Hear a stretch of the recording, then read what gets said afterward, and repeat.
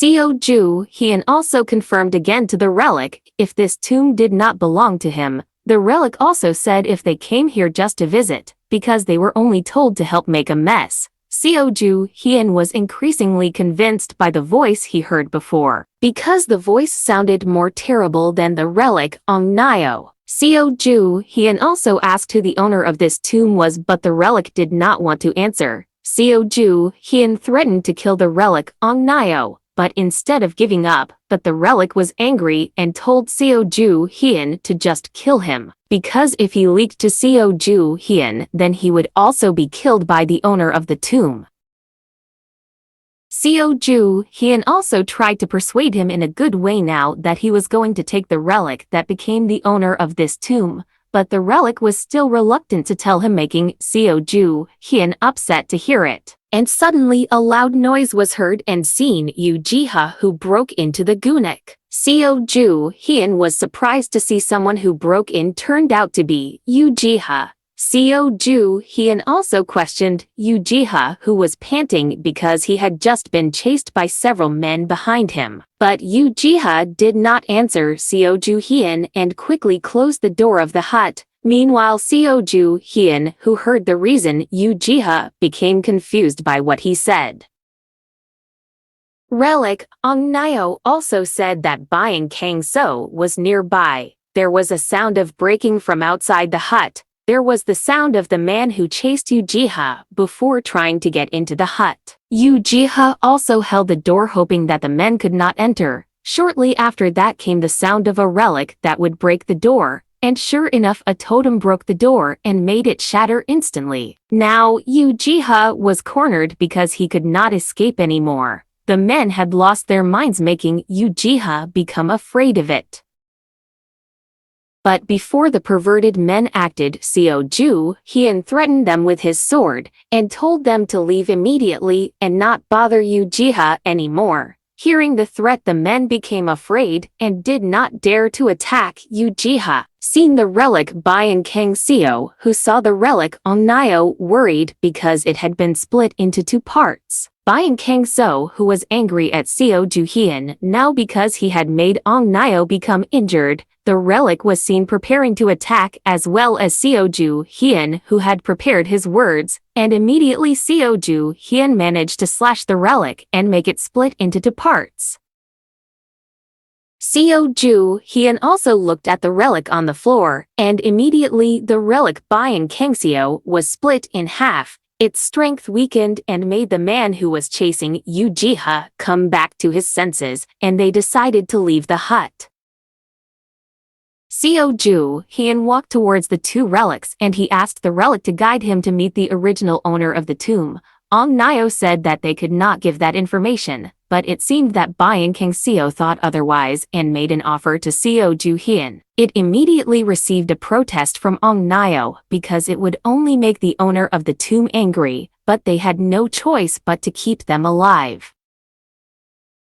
Seo Joo-Heon also promised to let them live if they could help Seo Joo-Heon to find the entrance to the tomb. But before Byung Kang-seo finished his sentence, he was caught by Seol-ah's relic, and Seol-ah took the relic. Seo Joo-Heon was annoyed at Seol-ah because she had disturbed him to get the information that the relic would provide. Seo Joo-Heon also asked nicely so that Seol-ah would give the relic along with her rope relic. Because Seo Joo-Heon knew that Seol-ah did not have enough power to control them, Seol-ah just ignored Seo Joo-Heon's words and said that she would finish this tomb herself. When Seol-ah ran, she told Gildal to hold Seo Joo-Heon.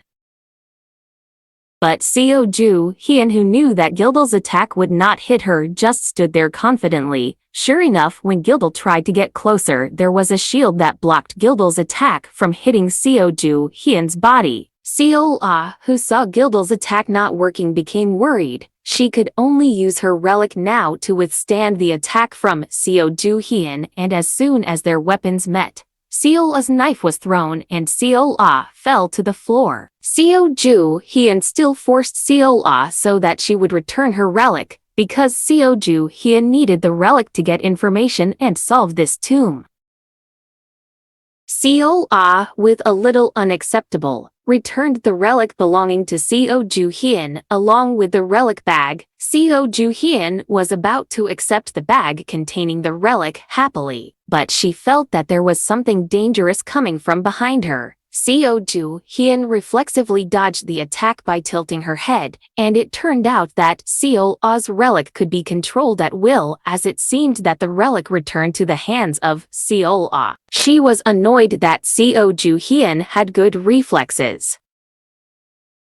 Seo Joo-Heon also asked the origin of the relic knife belonging to Seo-Ah, but of course, Seo-Ah did not want to answer it. Seo Joo-Heon also mentioned the name of someone he used to know who owned the knife that was in the hands of Seo-Ah at this time. Seo-Ah was surprised because Seo Joo-Heon knew that she got the relic from someone named Jin Chae-won. Seo Joo-Heon was upset because Seo-Ah had cooperated with that woman. Like some people who have the title King behind their name, Jin Chae-won is also titled as King of Greed. He used to be someone very strong and the most powerful and became a bad opponent for Seo Joo-Heon when she held the relic of greed. And Seo Joo-Heon recognized the silver knife that Jin Chae-won used to use that was now in the hands of Seo-Ah. Seo Joo-Heon felt a little worried because that crazy woman started to move, and knowing that Seo-Ah working together with that woman only made things worse. Seo Joo-Heon could not let Seo-Ah be used by that woman. It sounded like Seo-Ah didn't care even if Seo Joo-Heon knew that person, because Seo-Ah was confident that she could beat Seo Joo-Heon now. Instantly, Seo-Ah again ordered Gildal to attack Seo Joo-Heon, but now the target was not Seo Joo-Heon anymore, but the roof of the hut, so that the ruins would fall on Seo Joo-Heon and Yoo Ji-ha underneath. As the roof collapsed and was about to fall on Seo Joo-Heon, Seo Joo-Heon just snorted in annoyance. Will Seo Joo-Heon survive the roof collapse? What will Seo-Ah do now?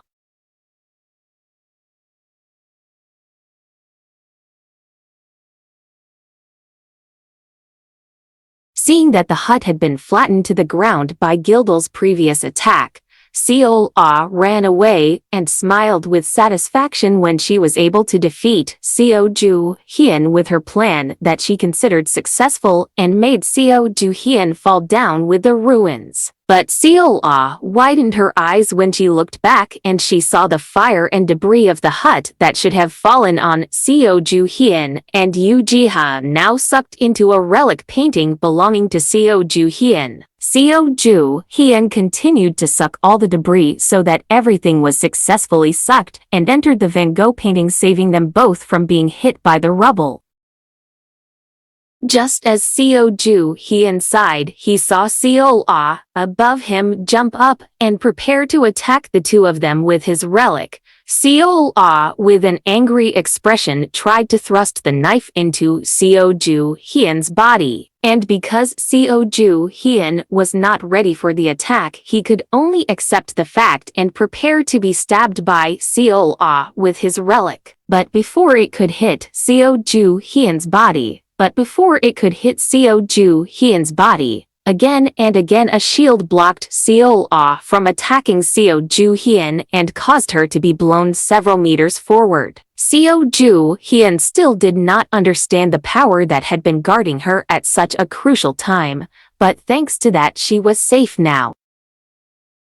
Seo Joo-Heon also approached Seo-Ah, who was still lying on the ground due to being blown away by the shield that protected Seo Joo-Heon. When Seo-Ah tried to attack her, Seo-Ah, with a little whimper, asked the type of relic used by Seo Joo-Heon to her. Because Seo Joo-Heon didn't even need to move to throw Seo-Ah away while trying to attack her, Seo Joo-Heon took the pouch from Seo-Ah, and she only answered Seo-Ah question with a slight smile on her face, if she also didn't know what power it was.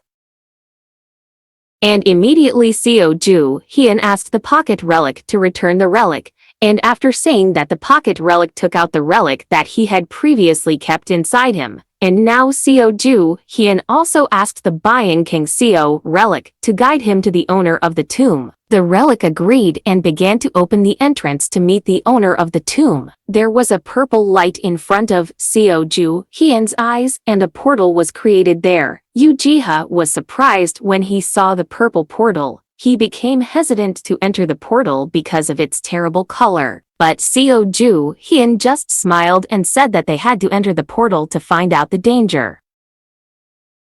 Because the relic also did not look smart to trick the two of them, and without waiting for a llama, Seo Joo-Heon walked casually into the portal followed by Yoo Ji-ha behind her. Seo, who saw Seo Joo-Heon had entered the portal, did not want to let them go and she told Gildal to enter the portal with her. And in the end, Seo was able to enter the portal, then in a place that looked like a foggy and terrible cave. Seo Joo-Heon came out of the portal with Yoo Ji-ha, who fell down right after he came out of the portal. Yoo Ji-ha was still looking around but Seo Joo-Heon had walked to a door there. There was a big door with 2 torches beside it. Yoo Ji-ha seemed to be amazed to see how big the door was, but it seemed to be locked now and they couldn't enter it. A fox ornament there seemed to make a sound and praised the two of them who managed to get in front of this door. Seo Joo-Heon also asked him to open the door, but the relic gave a condition so that they could enter the door. Seo Joo-Heon, who was curious, asked the conditions that must be met, and the relic said if only a man who was a champion could open the door. Yoo Ji-ha seemed unacceptable because the relic had committed a discrimination for asking the virginity of a man in this day and age, because he thought it was absurd, but the relic did not want to change his conditions. Suddenly, there was a voice from behind the two of them which turned out to be Seo, who followed them into this cave. Even though the relic heard the dissatisfaction from Seola's tone, the relic still did not want to change his conditions. It made Seola upset. Meanwhile, Seo Joo-Heon just smiled because he saw Seola, who could not enter because she was a woman. After Seo Joo-Heon thought for a moment, he told Yoo Ji-ha to open the door. Seo Joo-Heon was surprised when he heard that Yoo Ji-ha could not open the door. Yoo Ji-ha was upset because he had been underestimated by Seo Joo-Heon.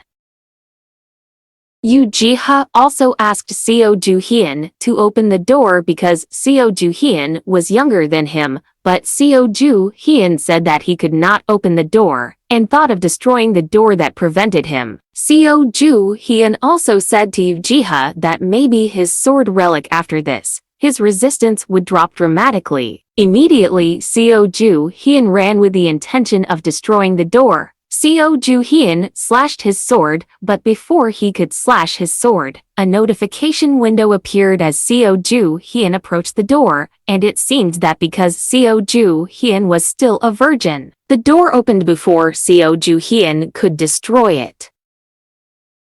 After knowing that Seo Joo-Heon was a virgin, with a little surprise and mockery given by the relic, the door opened revealing the light shining from inside the room. A silence between them occurred. Yoo Ji-ha looked at Seo Joo-Heon with a look that was difficult to interpret, but Seo Joo-Heon still did not want to admit, and said that he had destroyed the door. It seemed that Seo Joo-Heon forgot something if he had returned to the past. Yoo Ji-ha continued to make jokes with Seo Joo-Heon, which managed to upset Seo Joo-Heon, and he also threatened not to pay Yoo Ji-ha, or even give him a bonus.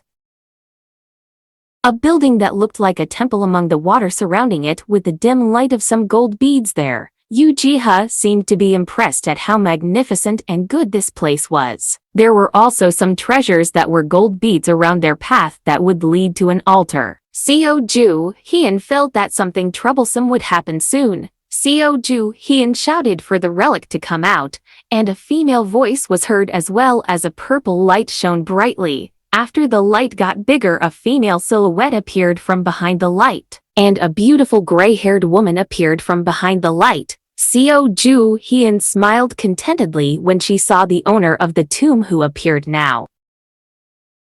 What will happen between them? Will Seo Joo-Heon manage to get the relic?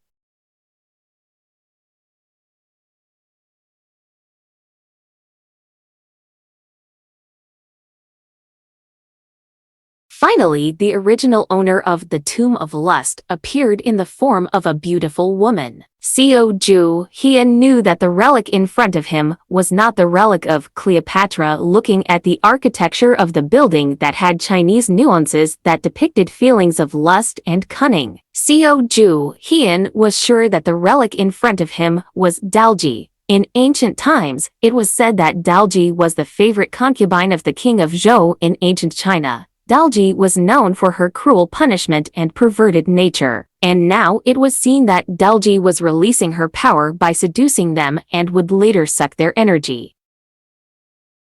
Seo Joo-Heon, who knew this, told Seo and Yu Jiha if Dalji would try to seduce them by using his power. Dalji spread a purple aura that was used to seduce all of them there. Slowly but surely the power of Dalji began to envelop Seo Joo-Heon and others. But because Seo Joo-Heon has immunity in his body, he can still withstand the power of Dalji. But in contrast to Yu Jiha, who began to lose his mind because he was affected by the power of Dalji, Seo Joo-Heon, who saw it hit Yu Jiha hard enough to make him realize. Seo Joo-Heon also scolded Yu Jiha, who was easily instigated by the seduction of Dalji.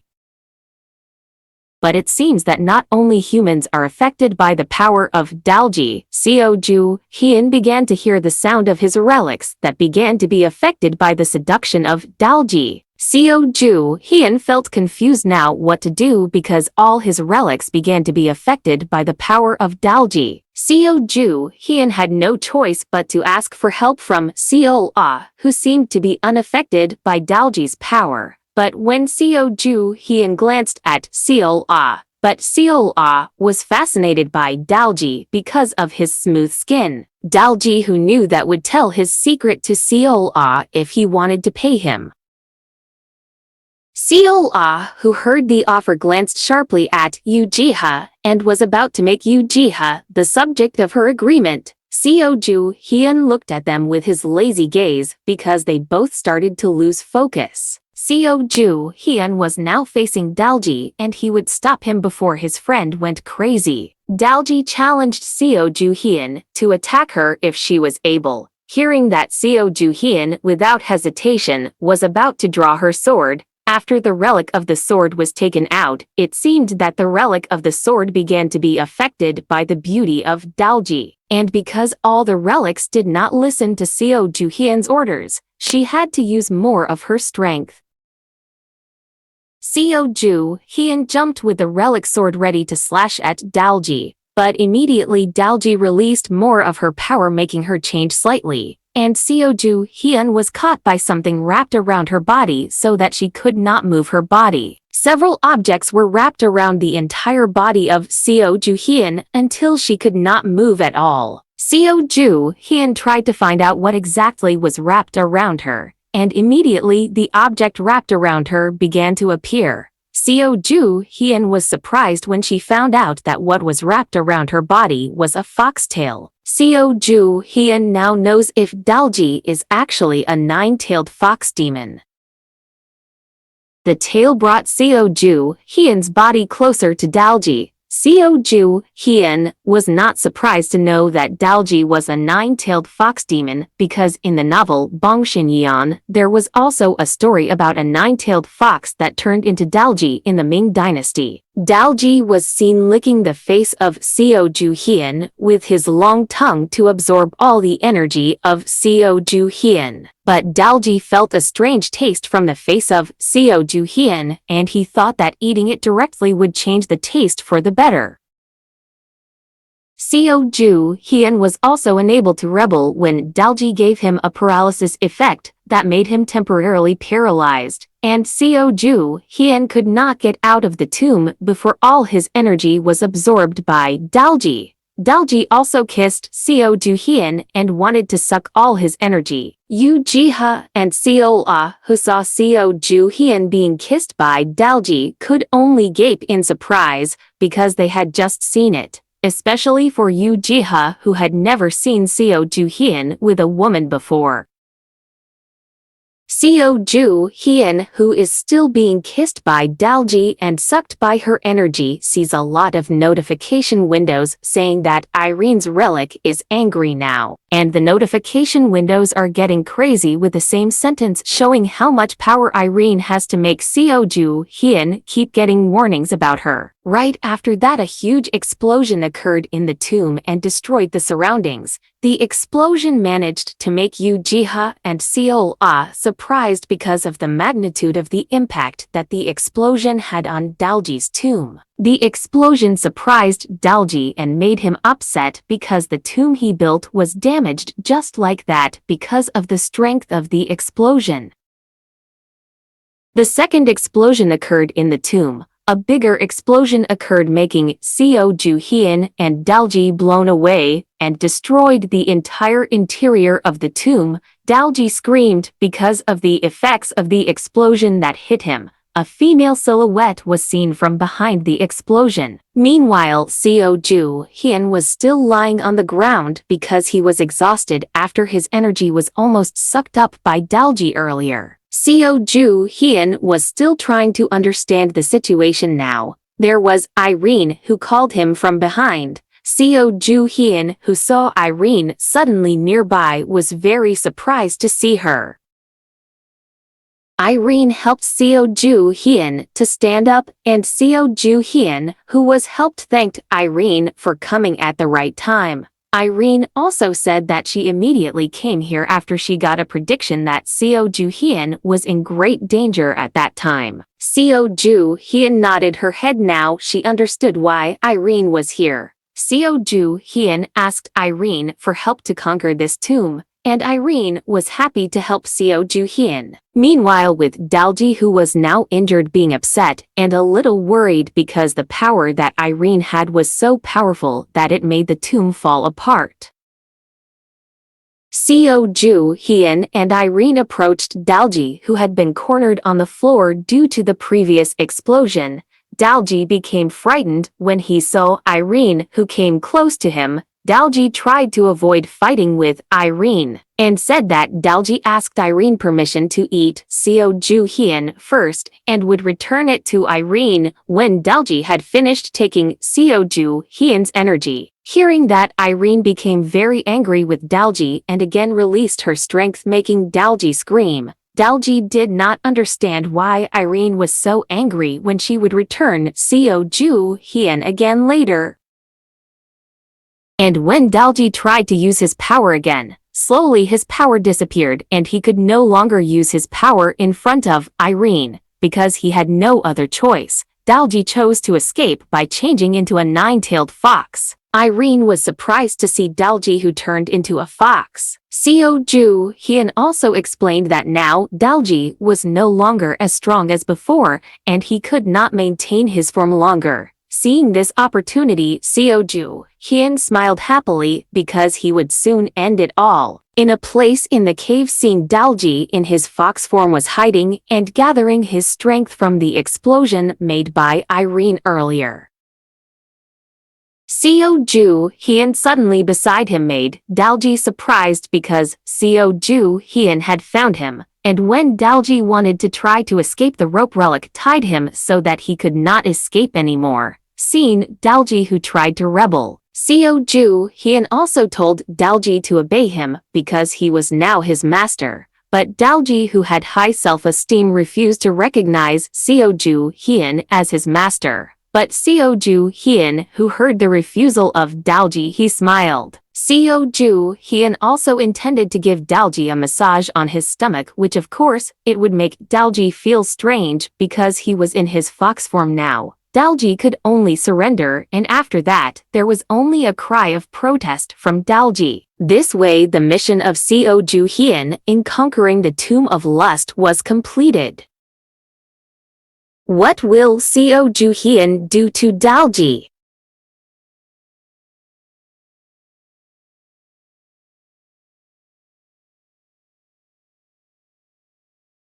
In Pandora's building, two people were heard discussing something. The two people who were employees were discussing about the 7 great tombs, and Seo Joo-Heon, who had obtained 2 relics from the tomb. They seemed to be talking about the meeting that would be held to discuss Seo Joo-Heon, who had obtained the relic. The two men were heard praising Seo Joo-Heon for being so good at finishing the tomb, and now they were starting to doubt themselves working under Pandora, because working for Seo Joo-Heon would be much more profitable for them.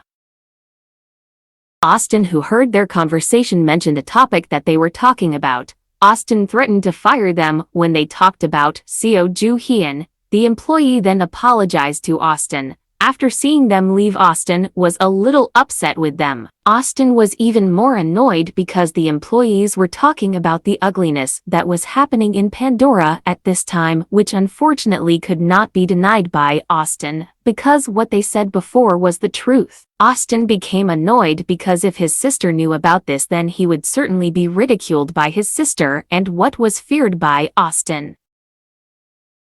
And what Austin feared happened. Seeing the sister of Austin named Eve Rockefeller sitting with her legs crossed waiting for the arrival of Austin into his room, Austin was certainly surprised to see his own sister waiting in front of him, and as what Austin feared. Eve began to mock him for Austin, who always failed and made mistakes in doing anything. Austin was further cornered by his brother's words. Eve also told Austin to leave and he would replace Austin's role in Pandora. But Austin was not given the opportunity to defend himself as Eve's two bodyguards held his body and dragged him out.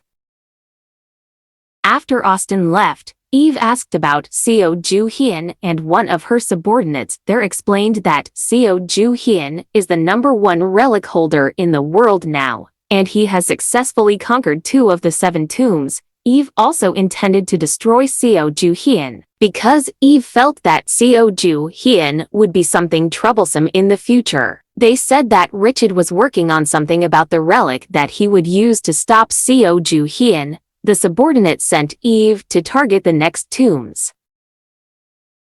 And since Seo Joo-Heon was in Korea now, Pandora had cooperated with the Korean government to work on the rules given by Pandora, and with this they hoped that they could stop Seo Joo-Heon. Eve, who heard that everything had been arranged well, smiled contentedly and happily. Meanwhile in Seoul, Yoo Ji-ha had an uncertain look on his face when he saw Seo Joo-Heon's house in Korea. Yoo Ji-ha couldn't understand why Seo Joo-Heon didn't buy a bigger house than his current house, but Seo Joo-Heon didn't have any money when he bought this house. Seo Joo-Heon's financial life had changed recently because of the relic and business he was running well. Seo Joo-Heon invited them all to enter, but Yoo Ji-ha protested because he was not comfortable in Seo Joo-Heon's small house. Meanwhile, Seo asked Seo Joo-Heon to let her go so that Seo Joo-Heon's house would be much bigger, and she had nothing else to give to Seo Joo-Heon. Seo Joo-Heon couldn't let Seo go because she was bound to Jin Chai-won. Seo Joo-Heon checked the condition of her relics in the bag, and as she opened the bag, 2 relics that she had gotten before flew to Seo Joo-Heon from the bag. Seo Joo-Heon was surprised to see the relics Ong Nyeo and Bayan Kang So coming out of the bag. The 2 relics wanted Seo Joo-Heon to take them, but Seo Joo-Heon did not want to, and instead told them to move away and make a new spear. But the 2 relics refused because they were too busy making out. Seo Joo-Heon, who saw that, was very upset. The 2 relics still persuaded Seo Joo-Heon to take care of them, but Seo Joo-Heon refused with a hallua before Irene came from behind her asking about the relic. When the 2 relics knew that Seo Joo-Heon had a partner, they intended to help Seo Joo-Heon in his relationship, and Seo Joo-Heon, who heard that the 2 perverted relics wanted to help her. Seo Joo-Heon hurriedly took a plastic bag and wrapped them in it. After tying the plastic bag, Seo Joo-Heon without hesitation threw them in front of her house. The 2 relics protested, but Seo Joo-Heon ignored them and closed the door of her house. Irene looked at Seo Joo-Heon questioningly, but Seo Joo-Heon only replied that they were just trash, and it appeared after that Dalji came out of Seo Joo-Heon's bag, but the exit of Dalji from Seo Joo-Heon's bag provoked Anubis, who was also in it. And immediately Anubis came out of the bag, making Dalji surprised. After Anubis came out, he scolded Dalji for betraying Changsu and ran away, but Dalji also replied to Anubis, who became a slave of a human even though Anubis previously hated humans very much. The two of them seemed to be fighting with each other now, and Seo Joo-Heon, who saw it, was annoyed that they were fighting with each other. Anubis also asked what Seo Joo-Heon would do to Dalji. Seo Joo-Heon was interested because the relics could also betray each other. Anubis also accused that Dalji was a bad relic, but Dalji defended himself by saying his defense. But Anubis, who did not accept Dalji's excuse, returned to fight with him. Seo Joo-Heon, who knew that Dalji's reputation was bad, asked the rope relic to protect Dalji. And immediately the rope relic tied himself to Dalji. Dalji was surprised when the rope relic suddenly tied him. Then he was upset because the rope relic tied himself arbitrarily. The rope relic heard evil words from Dalji for calling him loli, but the rope relic still did what was ordered by Seo Joo-Heon, which was to stay close to Dalji. Seo Joo-Heon was satisfied because now Dalji would not do anything with the rope relic nearby. The sound of knocking on the door managed to distract Seo Joo-Heon, and when he turned his head, he saw Kim Dong-Hyun at his door. Kim Dong-Hyun, who saw a lot of people in Seo Joo-Heon's room, tried to be friendly to everyone. Kim Dong-Hyun, who saw Irene, whispered to Seo Joo-Heon because he did not expect that Seo Joo-Heon had an acquaintance like Irene. Yoo Ji-ha and Seo-Ah, who saw the arrival of Kim Dong-Hyun, were confused because they did not know who that person was. Seo Joo-Heon asked permission to let him stay here with his friends for a while before they would leave again. Kim Dong-Hyun did not expect that Seo Joo-Heon often traveled abroad.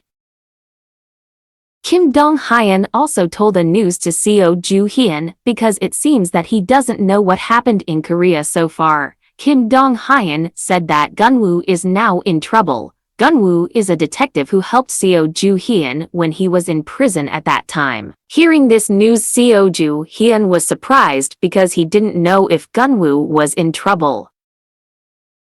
What will Seo Joo-Heon do? Will she help Gunwoo?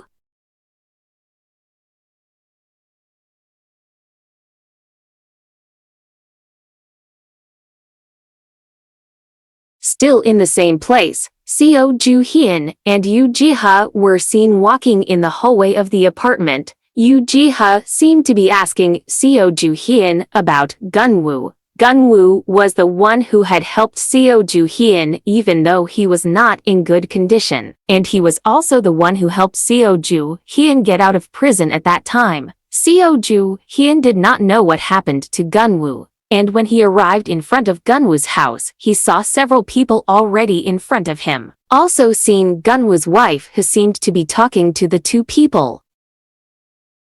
Yoon Ji-yoon, the name of Gunwoo's wife, was arguing with the two men because she had to pay the tax imposed because of the relic she had, but Ji-yoon did not want to pay it because she had no choice but to do it for the safety of her family. The two men were still railing against Gunwoo's wife with their questions before Seo Joo-Heon came and asked what happened to Ji-yoon. Seo Joo-Heon knew that Ji-yoon was affected by the tomb, but it seemed that Gunwoo did not talk to him about it. Seo Joo-Heon then turned to question the person. It turned out that there was a tomb that happened in the house, but Gunwoo resolved it without their permission. Seo Joo-Heon did not know what was wrong with it. The person explained that in order to resolve a tomb, someone had to have permission from the government to do so. Seo Joo-Heon was surprised to hear that. One of the people there continued, if someone completes a tomb without permission, then he must be punished or pay a fine. Yoo Ji-ha also asked the amount that the Gunwoo family had to pay because of that, and it seems that the cost to be paid is not small, because he had to pay as much as 150 million won or be imprisoned for 10 years. Yoo Ji-ha was angry that Ji-yoon had to pay so much money even though he didn't use the relic, but it seemed that the person was stubborn and just walked into Ji-yoon's house. There was a faucet in the house that released a gold-like liquid from there. The person accused Ji-yoon of using the gold to open a new shop recently, but Ji-yoon denied because he opened the shop with his own money. Seo Joo-Heon also asked the person to let go of this matter because the gold that appeared from the faucet was not Ji-yoon's fault. But the man was still stubborn. He also said that this was a new law set by Pandora to protect Koreans. Hearing Pandora's words, Seo Joo-Heon smiled because he knew what was happening now. Seo Joo-Heon would solve this problem, and Ji-yoon just nodded in agreement with Seo Joo-Heon's proposal. The man looked angry at Seo Joo-Heon, but Seo Joo-Heon just smiled and said that their clothes had caught fire, and as soon as the two men realized that their clothes were on fire, they immediately panicked. Seeing that opportunity, Seo Joo-Heon kicked one of the men there and made him fall on the floor. Seo Joo-Heon knew that their intention was to take the relic, and it managed to upset him. While they were burning, one of the people there approached the faucet and thought that the faucet was spraying water, but it turned out to be oil and it made the person's body burn violently. The person who fell on the floor asked Seo Joo-Heon for help. But Seo Joo-Heon refused and said that he was just an ordinary person who did not have permission to use the relic. Seo Joo-Heon also asked for Pandora's phone number to report this, and they had to wait for the rescue team to arrive. But the person was getting panicked because he would die before being helped by Pandora. Seo Joo-Heon made them realize how bad their stater was, and the man seemed to realize his mistake. After hearing the regret of the man, Seo Joo-Heon typed his finger, and instantly the fire on their bodies went out. The man was surprised that the fire that had just not hurt him. Seo Joo-Heon used a relic with the type hallucinogenic. The relic can create an illusion of what the user wants. The person was angry because Seo Joo-Heon used such a relic to make him panic and regret his actions. But Seo Joo-Heon did not care and asked the person to take his friend away. Seo Joo-Heon also threatened that person if he didn't leave, then Seo Joo-Heon would return to use the same relic to them. Because he was afraid of Seo Joo-Heon's threat, that person took his friend away and walked out of Ji-yoon's house. After closing the door of the house in annoyance, finally the two people left the house. Seo Joo-Heon smiled satisfied because he saw them leave. What really happened was, a month ago Ji-yoon's house turned into a tomb, but because they knew if the tomb was harmless, they decided just to look at the tomb without doing anything because they also had no power to stop the tomb. But one day the relic disturbed Ji-yoon's son. Gunwoo, who found his son being bullied, was angry and threw a kimchi cut by his wife. The relic screamed in pain when Gunwoo threw the kimchi and the tomb was resolved. It is possible that the gold that came out of the sink was the work of the relic in the waterway. Seo Joo-Heon would check the water pipe later, and Ji-yoon was happy that Seo Joo-Heon was willing to help him. Seo Joo-Heon would solve his problem with Pandora first for now so that they would not come to this place again. There was the voice of Seo Joo-Heon who called Edward from his phone. Seo Joo-Heon was discussing about the new rules implemented by Pandora. Edward knew about the rules because he heard that Richard was the one behind the new rules from Pandora because they would do everything possible to stop Seo Joo-Heon. Seo Joo-Heon knew the situation because in the past Pandora also did the same thing by implementing a law so that citizens could not use their relics. But Seo Joo-Heon felt that they were moving very fast now because this rule should happen in the next 10 years. Seo Joo-Heon also asked for a list of people who agreed and made this rule. Seo Joo-Heon smiled happily and he would start moving by destroying these people. Who are the people on the list? And what will Seo Joo-Heon do to those people?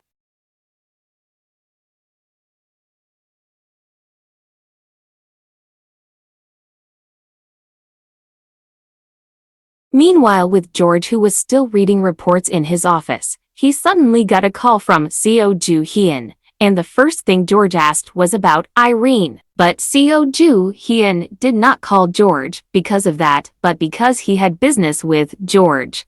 Seo Joo-Heon asked George to be a part of Pandora, which confused George. And he also asked why he had to join Pandora while he was still busy with his own work. George also said that Pandora's seats were full and filled with powerful people.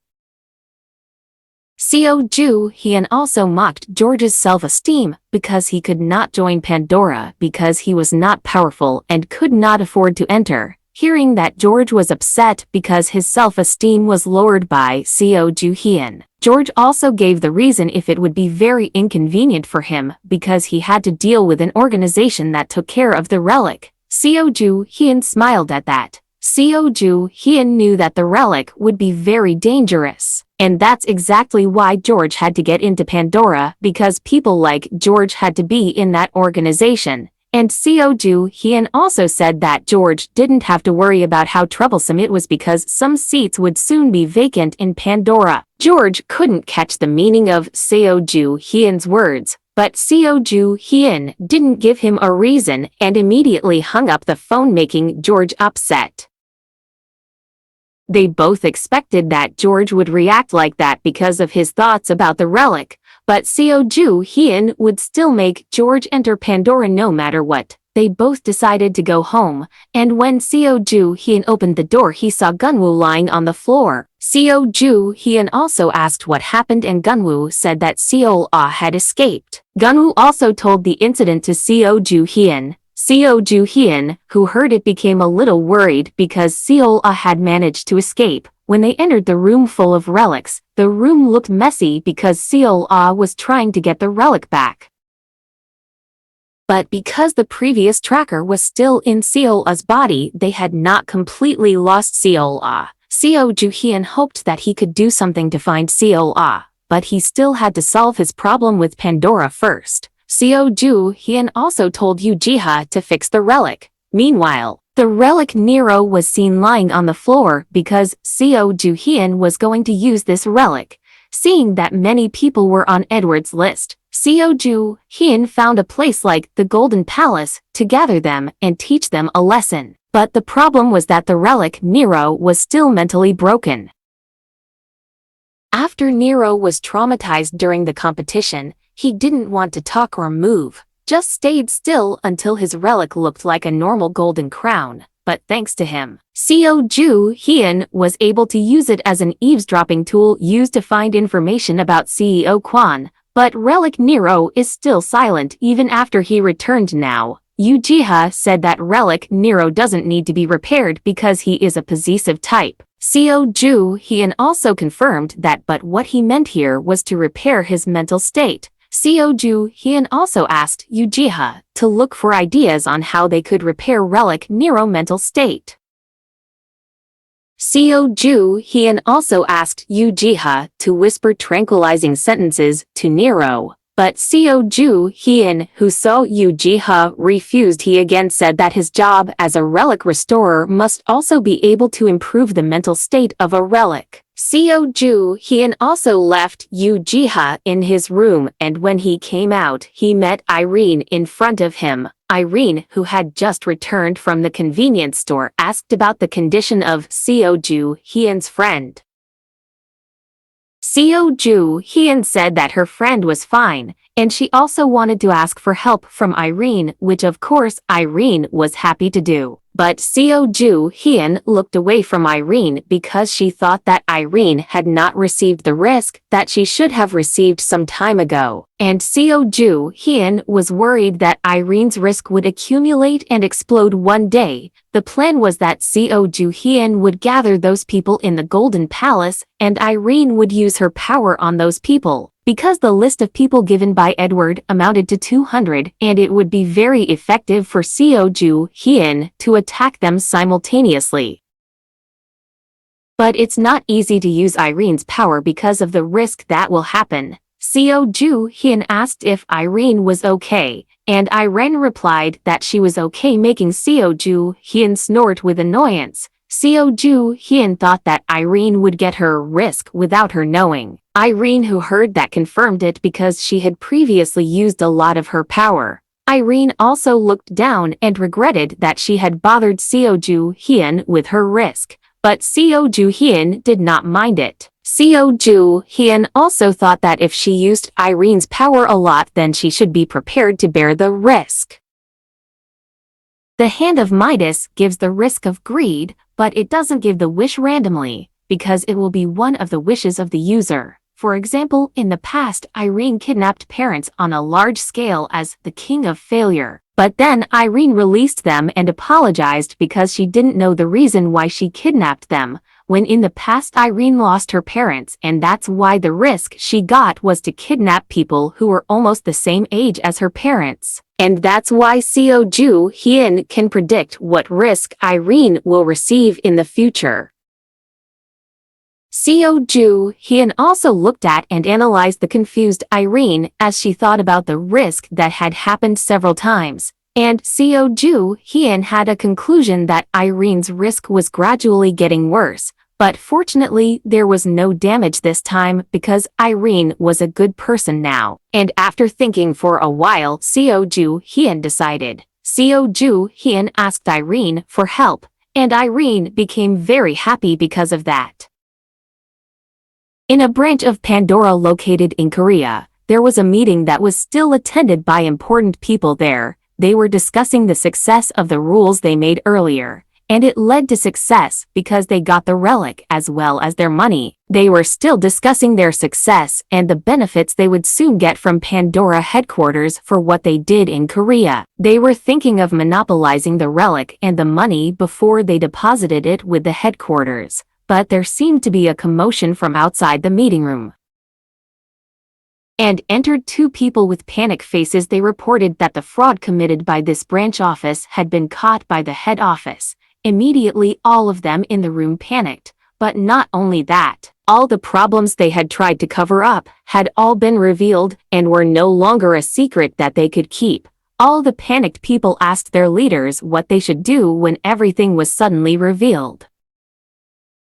But it seems that the problem does not stop there, because the property they have has dropped dramatically in price and their shares have also suffered huge losses. Meanwhile, in another place seen Seo Joo-Heon and also Irene, who apparently used her power to the people there.